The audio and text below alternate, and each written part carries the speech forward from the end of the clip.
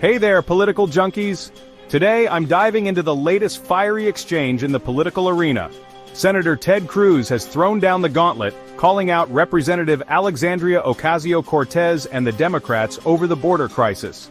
In an impassioned speech on the Senate floor, Cruz challenged AOC and her colleagues to visit the Biden administration's migrant detention centers. He painted a grim picture of overcrowded facilities, unsanitary conditions, and a worrying COVID-19 positivity rate. Cruz didn't hold back, highlighting the hypocrisy he sees in the media and among Democrats. I'll tell you, I've been to the border. I've been to the Biden cages. For 4 years, Democrats went on and on and on. The corrupt corporate media went on and on and on about kids in cages.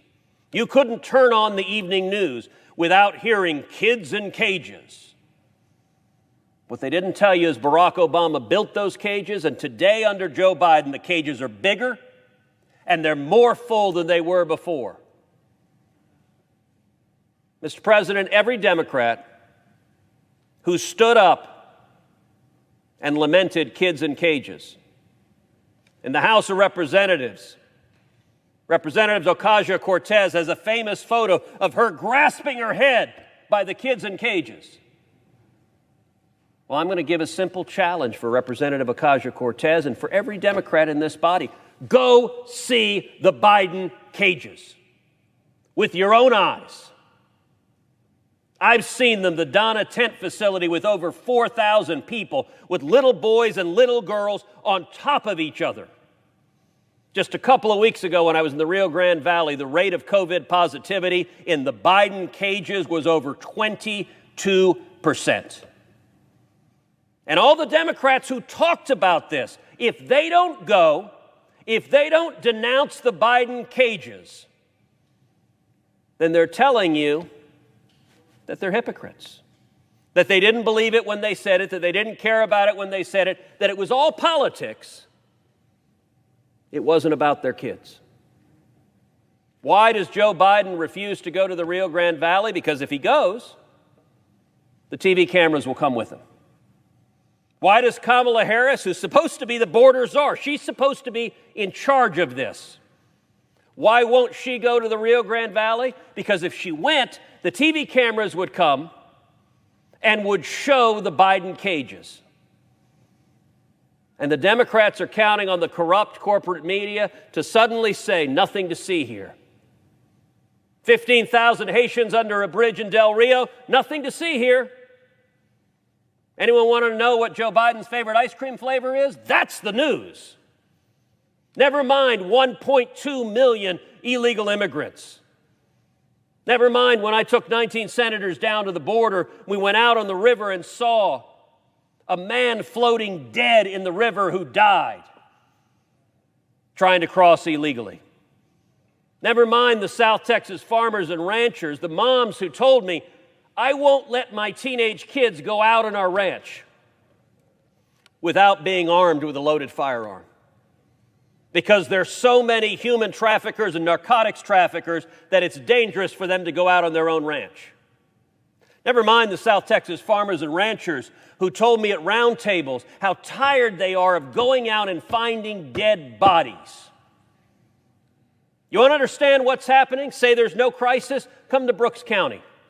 I invite every Democrat here to Brooks County. Brooks County in South Texas, it's just north of the border. Brooks County, over and over and over again, they're dead bodies of illegal immigrants. The traffickers who are bringing them in, they're not nice guys. They're not humanitarians. They don't give a damn. That means if one of the illegal immigrants is a pregnant woman, is a young child, is elderly, is sick, they just abandon them. They leave them in the rough terrain, in the summer heat, and over again.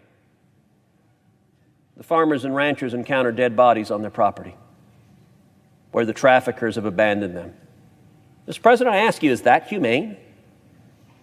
Is that compassionate, the Joe Biden and Kamala Harris policy that encourages, that puts people in harm's way and results in people dying? When we were down on the border, we saw a young girl who had been gang raped by the human traffickers who had brought her to America. The rate of sexual assault is staggering. particularly among the girls and young women. So much so that a significant percentage of young women, before they take the harrowing trip with the traffickers, will implant a birth control because they know the odds of their being sexually assaulted are so great. And I'll tell you, as I was doing the roundtables, one of the things I saw also was the colored wristbands. So the traffickers are global cartels. They're criminals. They're vicious criminals. They charge anyone, a young man, a young woman, a little boy, a little girl, thousands of dollars, anywhere from $3,000, $4,000, $6,000, $7,000, $8,000 to cross into the United States. By the way, do you know there's 100% operational control on the border? 100% on the southern side. Nobody crosses the border without the cartel's permission. If you do, they will kill you. Every person who crosses the border does so after paying the cartels, because you will be killed otherwise. But often when they come, they'll cross and they'll end up at a stash house. I've been to those stash houses. I've been out on the midnight patrols with the Border Patrol. You go into those stash houses, and they're colored wristbands that they put on the illegal immigrants. And the colors correspond to how many thousands of dollars they paid and how many thousands of dollars more they owe. Often when they get here, the cartels will say, "Thank you for your X thousand dollars, we want Y thousand more." Tragically, it is at those stash houses in the United States where many of the sexual assaults occur. And so these immigrants, many of whom are young children, teenage children, when they get here, the Biden administration delivers them to their final destination. Joe Biden and Kamala Harris and their administration are the last mile of the human trafficking network. But for the 14, 15-year-old boy who arrives in Atlanta, who arrives in New York, who arrives in Detroit, who arrives in Nashville,